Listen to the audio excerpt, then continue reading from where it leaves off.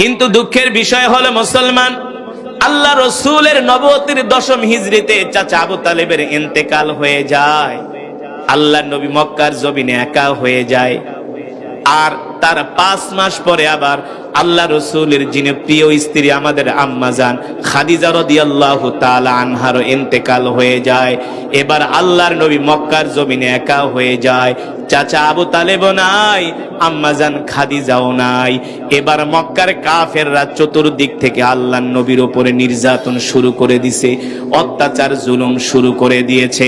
আল্লাহর নবী রাহমাতুল লিল আলামিনকে আল্লাহ তাআলা ডাক দিয়া বলে, হাবিব আপনি আর মক্কায় থাকবেন না, মক্কা আপনার জন্য নিরাপদ না। এবার আপনি মক্কা থেকে হিজরত করে মদিনায় আসেন। আল্লাহ তাআলার নির্দেশ পেয়ে সাইয়েদনা আবু বকরকে নিয়া, সাইয়েদনা আবু বকর রাদিয়াল্লাহু তাআলা আনহুকে নিয়া আল্লাহর নবী মক্কা থেকে হিজরত করে মদিনার দিকে রওনা শুরু করছে। যখন সাইয়েদনা আবু বকর বলেন, আমি আল্লাহর নবীর সাথে হিজরত কইরা যখন মক্কা থেকে মদিনার দিকে আসতেছি, মক্কা থেকে মদিনার দিকে আসতেছি, মক্কা থেকে মদিনার রাস্তা পাহাড়ি রাস্তা, পাথরের রাস্তা, মরুভূমির রাস্তা, জঙ্গলময় রাস্তা। এমন মরুভূমি, শত শত কিলোমিটার মরুভূমি, এমন পাথরের রাস্তা দিয়া আমরা 2 জন মিলে মক্কা থেকে মদিনার দিকে আসতেছি। সাইয়েদনা আবু বকর বলে, আল্লাহর নবী পাথরের উপরে পাড়া দিতেছে। পাথরগুলো আল্লাহর নবীকে দেখে চিনে ফেলেছে। পাথরগুলো ডাক দিয়া বলে, আসসালামু আলাইকা ইয়া রাসূলুল্লাহ। আল্লাহর নবী বলে, পাথর সালাম দিলা কারণ কি? পাথর বলে, কেন সালাম দিব না? আপনি শুধু মানুষের নবী না, আপনি আমাদেরও নবী। আরো আস্তে কোন সুবহানাল্লাহ। পাথর বলে, আপনাকে কেন সালাম দিব না? আপনি কি মনে করছেন আপনাকে আমরা চিনি নাই? আপনি শুধু মানুষের নবী না, আপনি আমাদের নবী। সাইয়েদনা আবু বকর বলেন, আল্লাহর নবী শক্ত পাথরের উপরে পাড়া দেয়, সাথে সাথে শক্ত পাথর তুলার মতো নরম হয়ে যায়। আল্লাহর নবী ডাক দিয়ে বলে, পাথর তুলার মতো নরম হয়ে গেল, শক্ত পাথর হইয়া কারণ কি?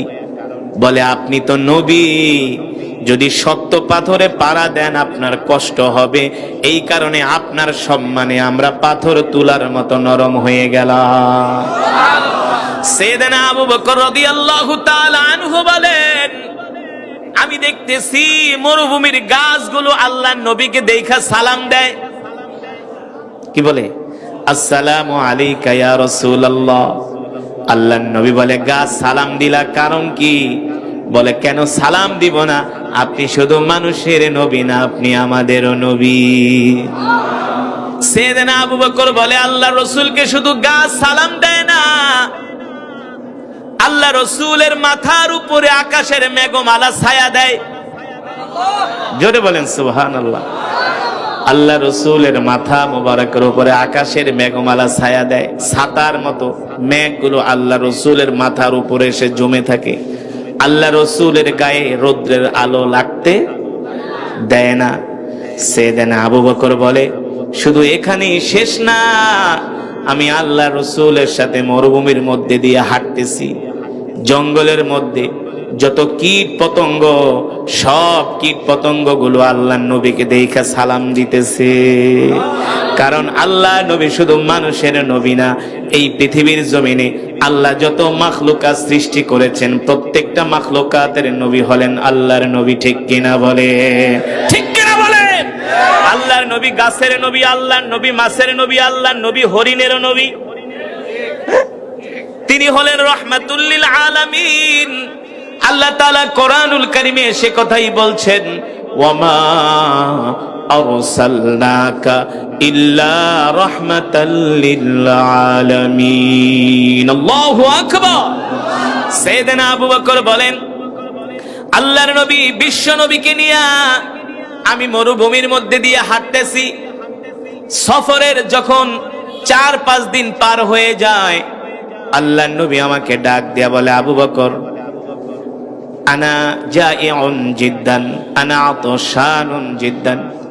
আবু বকর গো, খুব ক্ষুধা লাগছে, আপনার কাছে কোনো খাবার আছে কিনা? সাইয়েদনা আবু বকর বলে, গো আল্লাহর রাসূল, খাবার দাবার মক্কা থেকে যা এনেছিলাম সব শেষ হয়ে গেছে। আল্লাহর নবী বলে, আবু বকর খাবার শেষ হয়ে গেছে, কোনো পানি ঠানি আছে কিনা? সাইয়েদনা আবু বকর বলে, ওগো আল্লাহর নবী, পানিও শেষ হয়ে গেছে। সাইয়েদনা আবু বকর বলেন, আল্লাহর নবী আমার কাছে খাবার চায়, পানি চায়, আমি আল্লাহর নবীকে খাবার দিতে পারি না, পানি দিতে পারি না। আমার আবু বকরের কাছে এর চাইতে আর কষ্টের কোনো কিছু হতে পারে না। ঠিক কিনা বলে? হতে পারে। অথচ এই আবু বকর সেই আবু বকর। আল্লাহর নবী যখন ডাক দিয়েছেন, আবু বকর যুদ্ধে যেতে হবে, ঘোড়া কিনতে হবে, ডাল কিনতে হবে, তরবারি কিনতে হবে, আবু বকর আপনার কাছে যা আছে অর্থবিত্ত নিয়ে আসেন।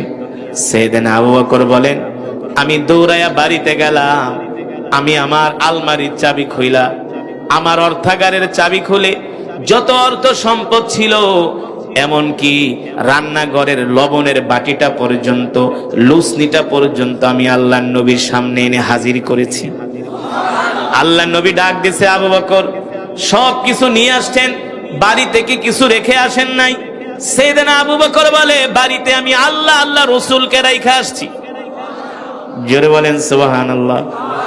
আজকে সেই আবু বকরের কাছে আল্লাহর নবী খাবার চায়, আবু বকর বলে খাবারও নাই, পানিও নাই। কষ্ট লাগে কি লাগে না? সাইয়েদনা আবু বকর বলে, আমি কান্না কইরা দিছি, আমি কোথায় খাবার পাবো? আল্লাহ রসুলকে খাবার দিব, কোথায় পানি পাবো? আল্লাহর নবীকে পানি দিব, আমি পেরেশান হয়ে গেলাম। আল্লাহর নবী আমাকে ডাক দিয়ে বলেন, আবু বকর চিন্তা করবেন না, টেনশন করবেন না, হতাশ হবেন না, আল্লাহ তাআলার উপর ধৈর্য ধরেন, সবর করেন। দেখেন তো আবু বকর, মরুভূমির মধ্যে কোনো ঘর বাড়ি দেখা যায় কিনা? মরুভূমির মধ্যে কোনো ঘর বাড়ি দেখা যায় কিনা? সাইয়েদনা আবু বকর বলেন, এই বিশাল মরুভূমি, যেখানে পশু পাখি দেখা অসম্ভব, এখানে মানুষ বসবাস করবে কিভাবে? এই বিশাল মরুভূমির ভিতরে আবার ঘর বাড়ি কোত্থেকে আসবে? সাইয়েদনা আবু বকর বলে, আল্লাহ রসুলের কথা শুনে আমি কিংকর্তব্য বিমূঢ় হয়ে গেলাম, আমি অবাক হয়ে গেলাম। আল্লাহ রসুলের জবান দিয়া এই কথা বের হওয়া না হওয়া মাত্র, বের হতে দেরি।